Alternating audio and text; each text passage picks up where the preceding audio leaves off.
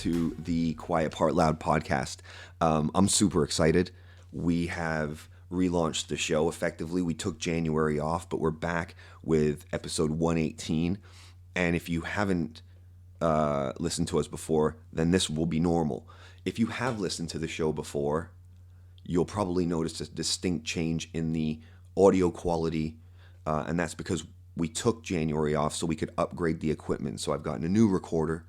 We've got the boom arm, new microphones.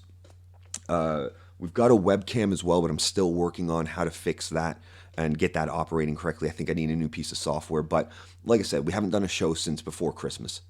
And I took the month off to kind of step back. Work was super busy anyhow, so I needed the time to kind of step back and focus on that. But when we relaunched, I wanted to relaunch correctly. I wanted 2020 to be a year of leveling up and doing things better, doing things at a higher quality, changing the structure of the show slightly, which I'll talk more about, but just giving it a better feel. If we're going to do 100 plus episodes of this, we might as well just buy the goddamn kit and get it right. The other reason is we've got interviews coming up. Now, I talked about this last year. I've talked about this in previous episodes. We tried to make an interview work with the old equipment. It turned out to be a complete disaster. I'm hoping now, because I've got 2 boom arms, I've got 2, 3, 4 mics. We've got the Zoom H6 audio recorder, which I'm still getting familiar with. We've got the Blue Compass boom arms, which seem, once you fiddle with them a little bit, seem to be really, really good. I think the only thing I need to get now is a new laptop, because my laptop is shit, and I need to get some shock mounts for the mic so this doesn't happen, which you can probably hear. So I can't touch anything at the moment. I've got to get my setup right, sit where I am, and then hope that I'm not leaning in and leaning out too much, so we can figure out the best way to record this thing. But we have the kit, we're mobile, I've got some interviews lined up, and once I'm comfortable with all of this, which is why I wanted to launch, we're going to be able to take this out on the road, go meet guests, and just to give you kind of an idea, there's about 4 or 5 interviews that have confirmed with me on email, and we just need to work out the dates. The delay on that, and if they listen to this show, is completely on my side. It's not them. They're ready to go whenever I am, and I just need to get this right so we can continue to bring the show to you in the way that we want to and level the game up, because I don't want to put bad audio out there. If there's somebody that we're talking to that's got something important to say, that's got to come through clear. That's got to come through concise, and I'm trying to make this the best thing that it can be, because it's just me still, right? And I'm building this thing and I'm doing it, but now I'm reaching out, I'm creating a network, and it's going well. So stay tuned. There's way more things to come, and we'll just continue to make this show as good as you guys deserve it to be, I guess. So stay tuned and listen to that. I got to stay hydrated. I hope the ambient sound isn't picked up too much. Probably take it out post-edit, right? I'm not an audio engineer, so I'm experimenting. So we haven't done a show in over a month. It's probably been closer to 6 weeks, but it's kind of a negative serendipity that it happens now, because we're coming off the weekend where we lost Kobe. Kobe Bryant died. If you've been living on a rock and haven't heard about this, then I don't know what to tell you. You're probably not listening to this podcast, but I'm sure anybody listening to the show knows by now that we lost Kobe Bryant and his daughter and 7 others in a terrible helicopter crash in Calabasas I think it was on the weekend. The days are kind of blurry for me right now, because Kobe was an amazing basketball player, one of the best of all time, no doubt about it. But I've been following Kobe since before he got drafted into the NBA. He's been a kind of a hero, an idol, call it what you will, of mine since before he was drafted. It was just the level of talent that I recognized in him, the way he carried himself, and to be that postured and that, professional at such a young age was something to aspire to. And on the basketball court, I tried to emulate him. I tried to play like him. I bought all of his shoes. I have his interviews on VHS still somewhere at my mom's house in Canada, I'm sure. But Kobe was my hero, and I was really shook up, as I'm sure a lot of people were when they found out he passed. And for me, it's going to be one of those moments where I'll never forget where I was when I heard that he died in that helicopter and when they confirmed his body. But I just wanted to, remember him a little in terms of what he meant to me, because he really was, one of these pieces that, as a kid growing up without a dad or a proper father figure, I always looked outwardly to who I could grasp onto personality-wise and make that my influences and tried to do that in a positive way. So the big ones for me were Kobe, Tupac, Jim Carrey, right? Those were the huge ones for me. Those were my idols.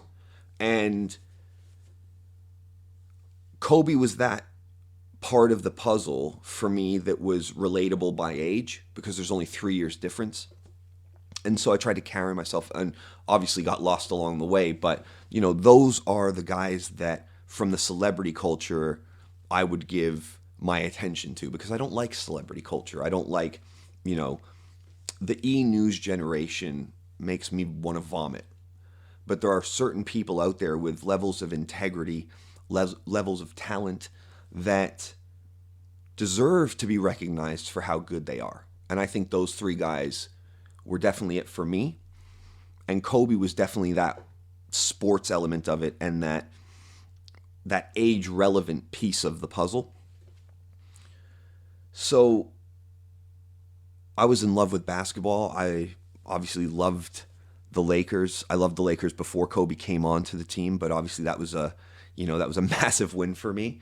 And that was that was like the beginning of like a 20-year like peripheral relationship where I was like just watching this guy and admiring this guy, and like not in a fucking creepy way or anything like that, but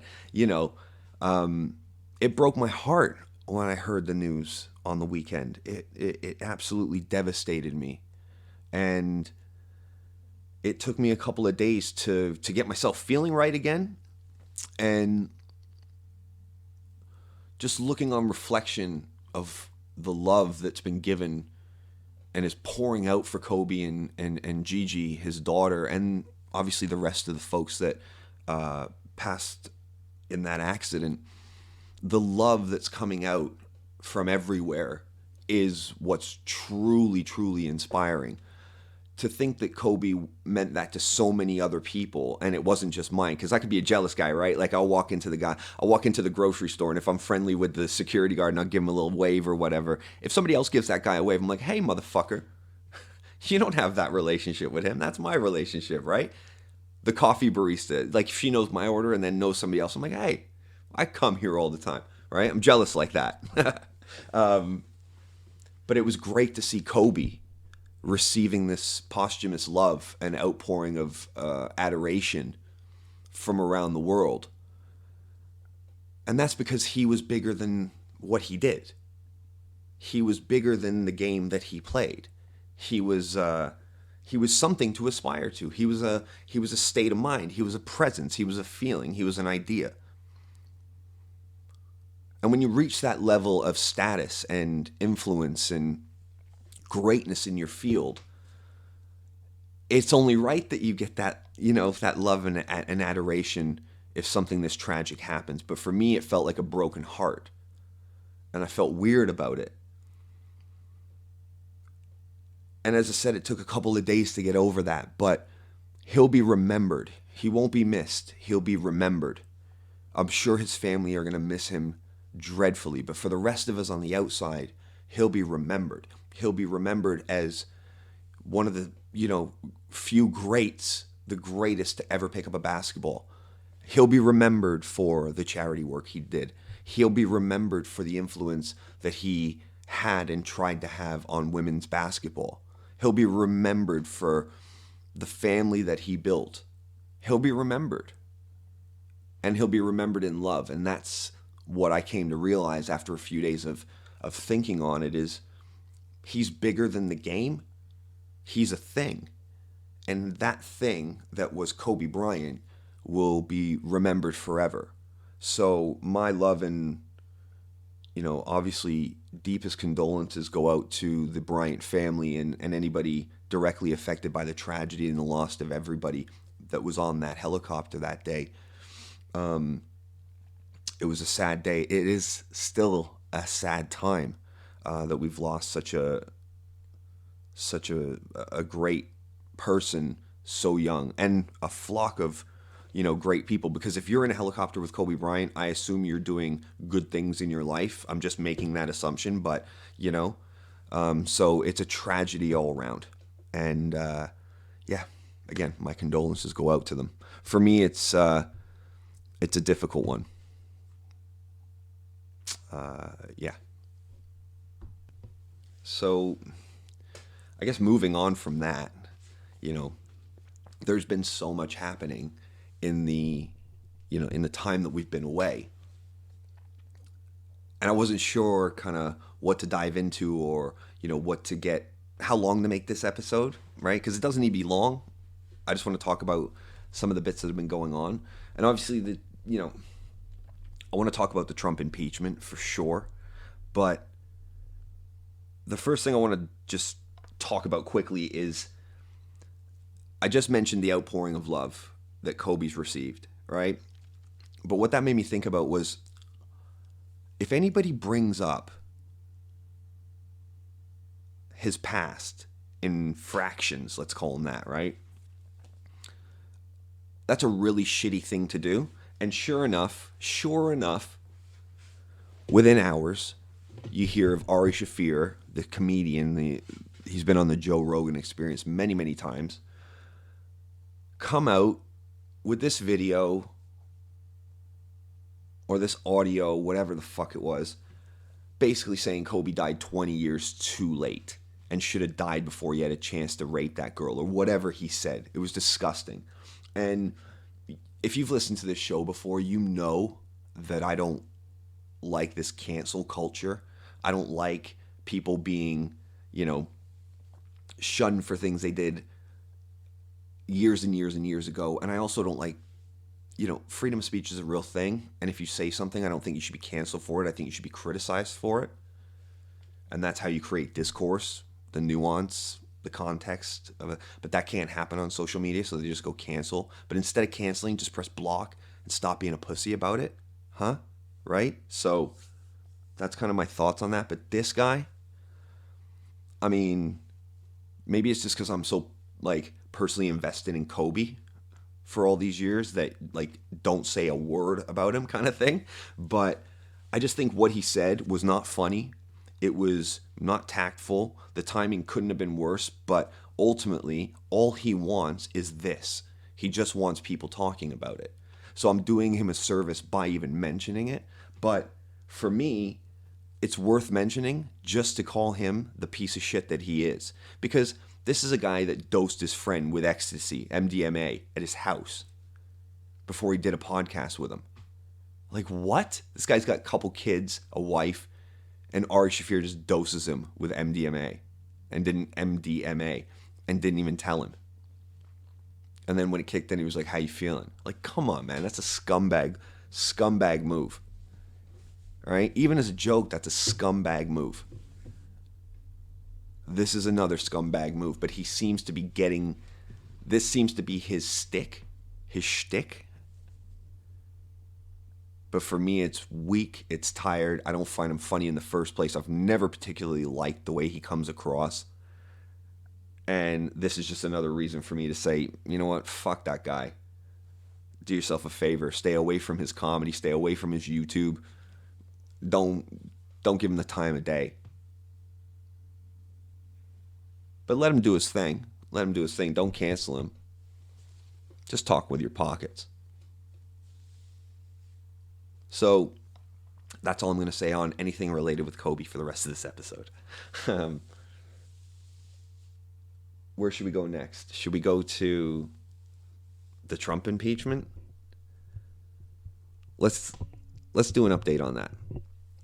So if you haven't been following this, which I don't expect a lot of you guys have, maybe I'm wrong on that, I don't know, but they're effectively like 12-hour days of like just speaking. So they're not the most interesting content to watch. They're also super boring as fuck. But I've been watching them because I like politics and I'm a bit of a geek that way. And I have to say that even without the release of John Bolton's book, which seems to be, I mean, can you even say that's the nail in the coffin for Trump? Nothing sticks to the guy, right? He's Teflon Don for sure. But even without John Bolton's book, what I've heard from Adam Schiff, from Jerry Nadler, versus what I've heard from Trump's lawyers, and their names are hilarious, but obviously they've got,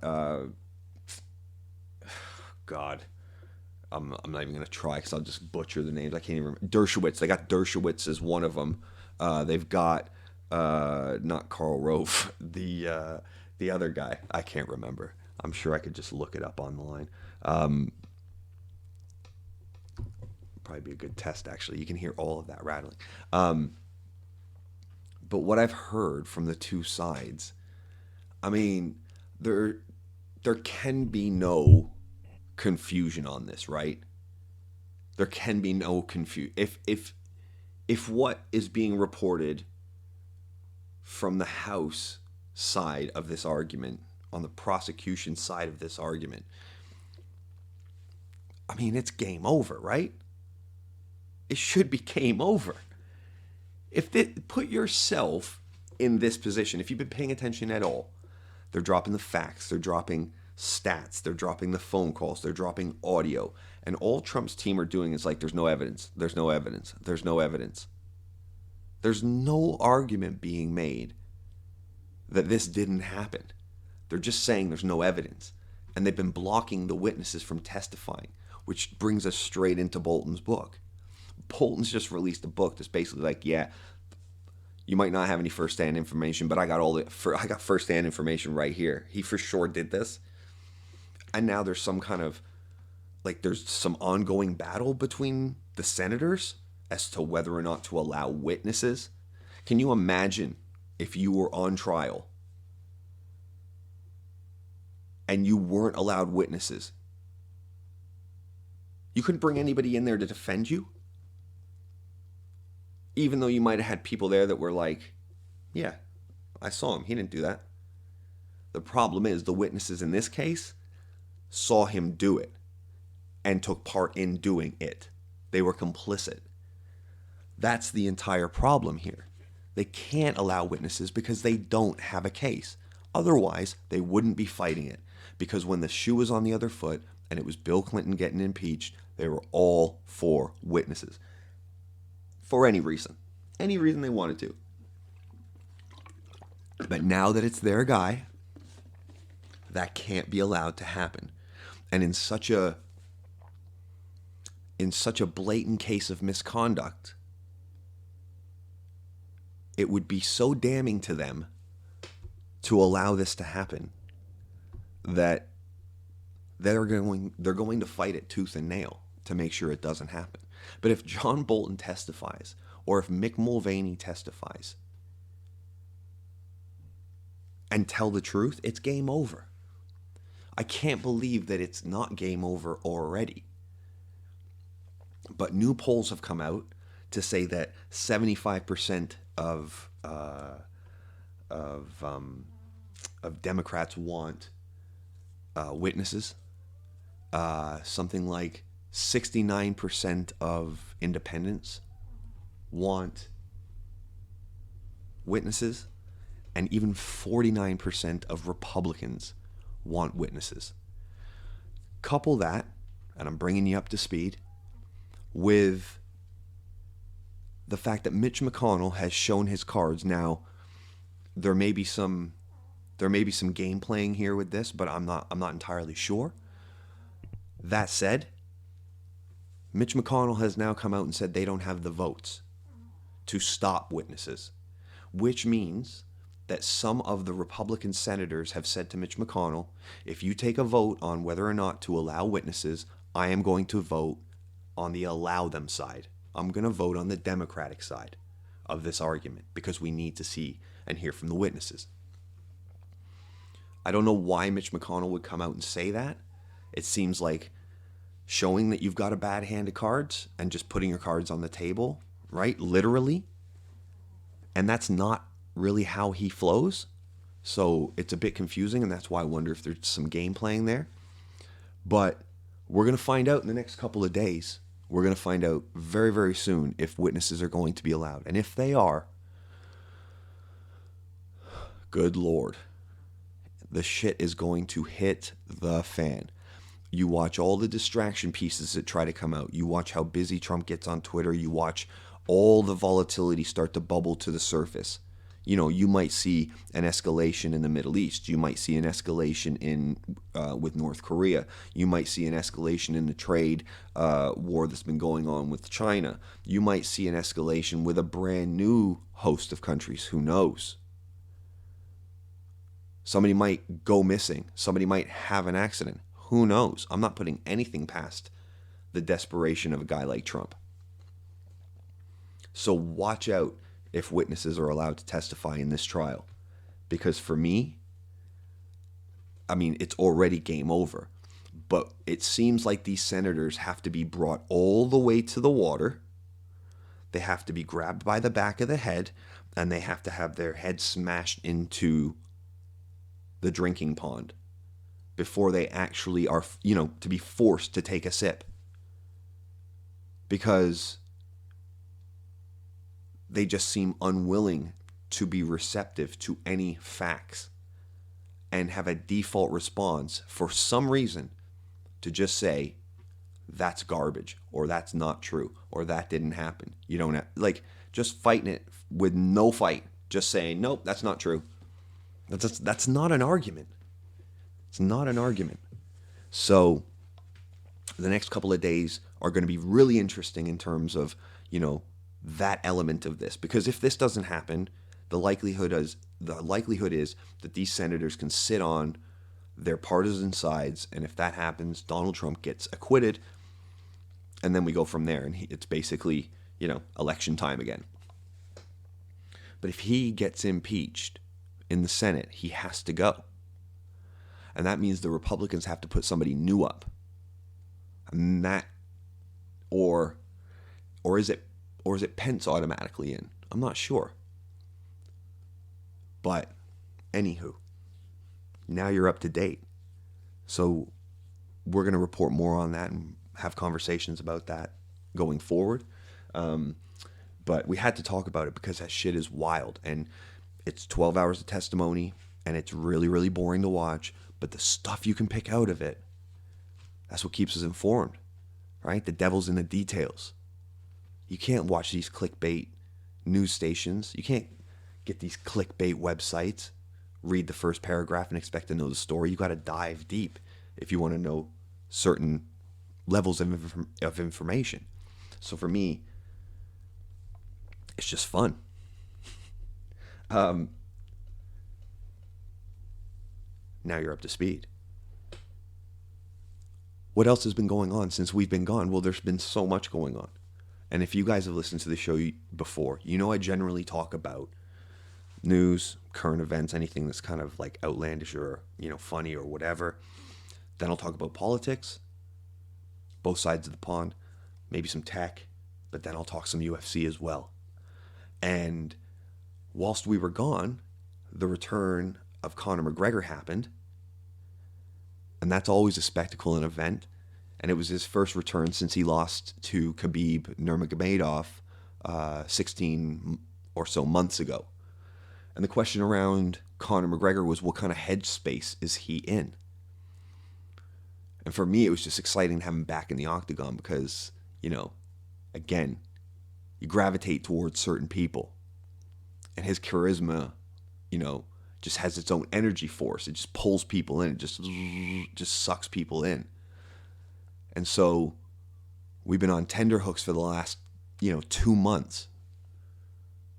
Thinking, what's Conor going to come back looking like? How's he going to perform? Is there going to be ring rust? Is he going to buckle under the pressure of a main event with a guy like Donald Cerrone? And it took him 40 seconds to answer the question in devastating fashion. Broken orbital bone in the nose of Donald Cerrone with his shoulder. We've never seen that before. He came back in emphatic fashion. And it was amazing. And it's terrible for, Donald Cerrone, because I'm sure he would have liked to have, made it more of a contest. But Conor in those early rounds is a marauder. He is an absolute savage. And he came out with bad intentions and executed and looked strong. So it was amazing to have him back. And again, boom record, right? Like he's a fucking animal in terms of his marketing magnitude. Like it's just insane. So it was a devastating performance, and too bad for Cowboy. But I was thinking about this, right? This is something I was thinking about. In the UFC, I think the standard rule is the fighter wins the purse, and then the split is, and I thought it was 10%, and then 10% and 5%, whatever, right? Manager, gym, da-da-da-da-da. Turns out it's like 20% to like the manager in the gym. So I was thinking about that.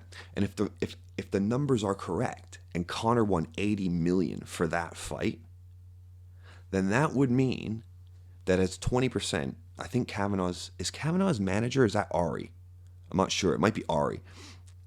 Either way, if it's 20% between the manager and the gym, that's say 10% each, right?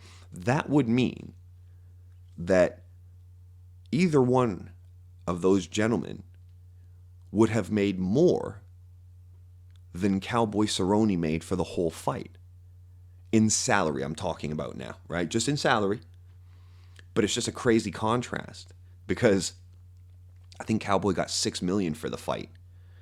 And if I'm correct, 10% of $80 million is $8 million.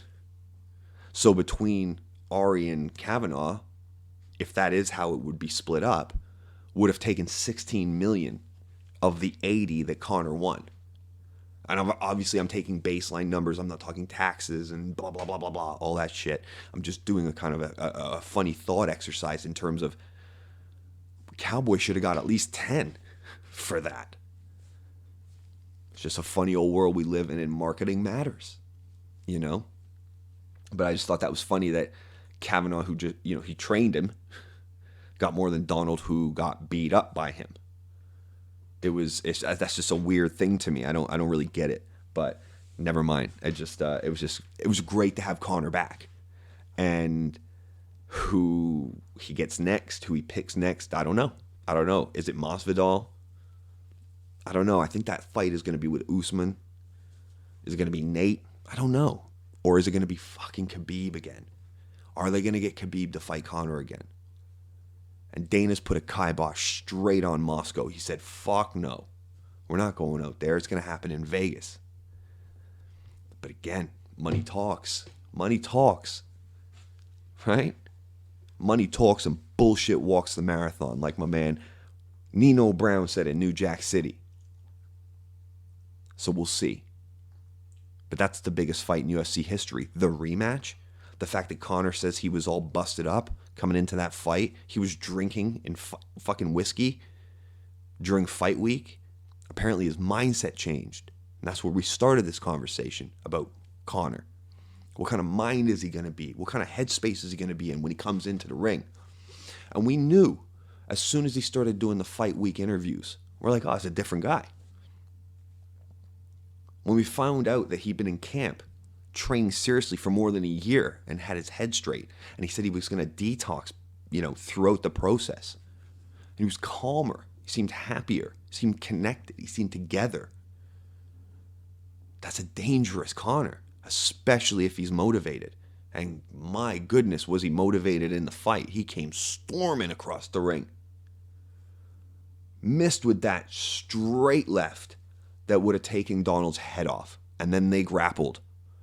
And the rest is history. We go four shoulders. If you watch the fight back, you can hear his nose and or orbital bone crunch. I think on the fourth shot.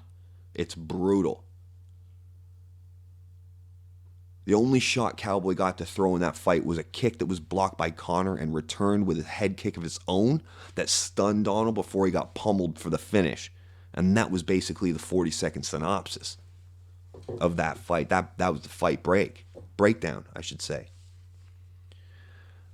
And speaking of fight breakdowns, it kind of takes us to the next thing that I wanted to talk about in terms of that fight. Right? There's more than one reason that just Conor came up. And it's because of people and how they comment on fighting when they have no experience. And they're just paid a corporate gig and slotted in somewhere next to an expert. And that couldn't have been more evident than when Stephen A. Smith got on the mic next to Joe Rogan and some other fucking guy from ESPN. I don't even know who that guy was. But what I'm concerning myself right now with, as, you know, and I don't put myself in the MMA community because I'm not in the MMA community. I'm just a huge fan. You know, I haven't missed the UFC since it started. I love this game. I used to do this when I was younger in terms of kickboxing and Muay Thai and that sort of thing.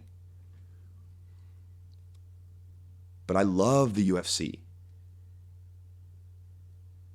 So when I hear Stephen A. Smith talk about a guy like Donald Cerrone and talk about him in a context of him quitting or folding, I get fucking irate.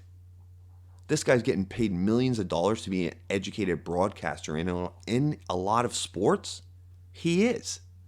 He's got more experience than I do, or many, many other people do, in terms of commentating sports.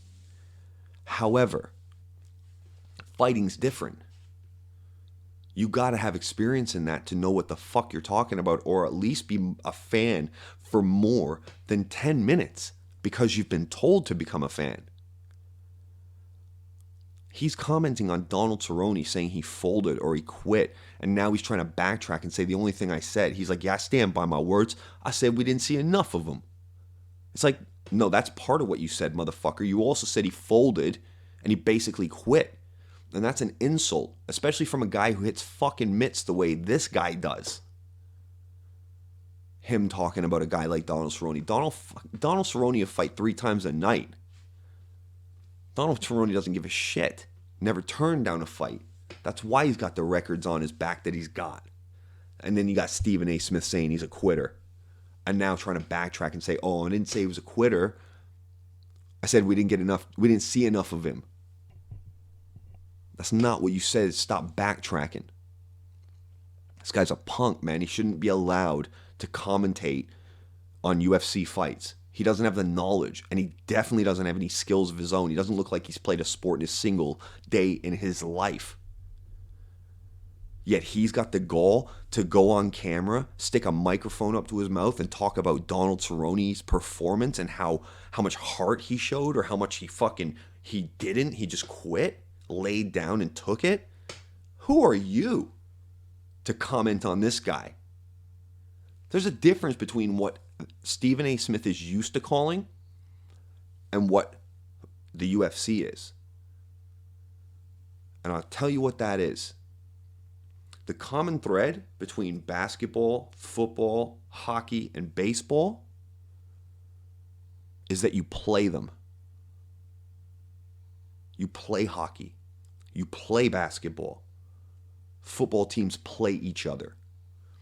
When you're talking about what the guys and the girls in the UFC do, they're not playing at all. It's a fight. And a fight can go any which way it goes. You can't call it. You can't script it. You can't say, oh, I wish I would have had another 5 minutes to see that guy. Yeah, I'm sure the guy on the floor getting his fucking head pounded and wish he had another 5 minutes to show you. But unfortunately, it don't go that way every time. And the Donald Cerrone fight was just so happened to be one of those instances. So I take offense to the fact that this motherfucker's getting paid to go on camera to talk about a sport that I care about a lot and clearly know more about than this guy does. And I could just slot into his space and give you some feedback on the fights and an overall summary of the event if you're going to pay me a few fucking $100,000 a year to do it as a professional job, as a vocation. Tell this guy to take a seat. There's a million of us out there that could give you your feedback and we're camera ready. Get out of here with that shit. He's sitting there hitting mitts like he's punching a midget in one hand and God knows what with the uppercut. I mean, I've never seen such a sad state of affairs trying to say you're hitting mitts or boxing or training. It's an absolute embarrassment, and it only couples the embarrassment of the words that came out of his mouth and show proof that he has no business at all commenting on the UFC. Stay in his lane. His lane is somewhere over there. He's one of these guys, right? Just like a shock jock. He's just like, I got something controversial to say. You're going to put this on a headline and, you're going to know my name. I said it. Yeah, I called him on it. There was no effort in that shit. It's like, what? There's two men beating the shit out of each other. The only reason one of them isn't getting killed is because there's a ref in there.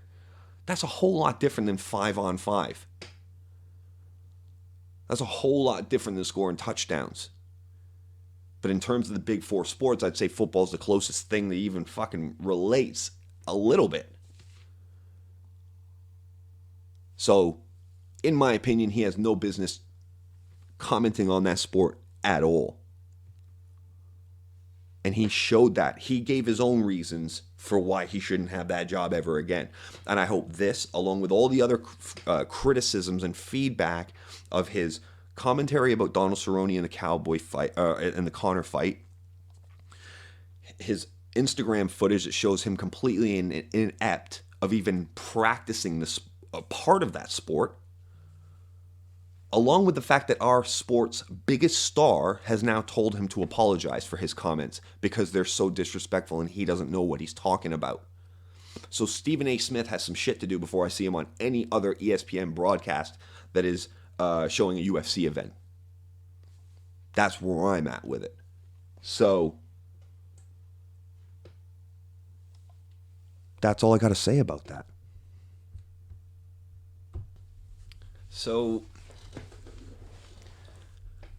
first show back. I feel great.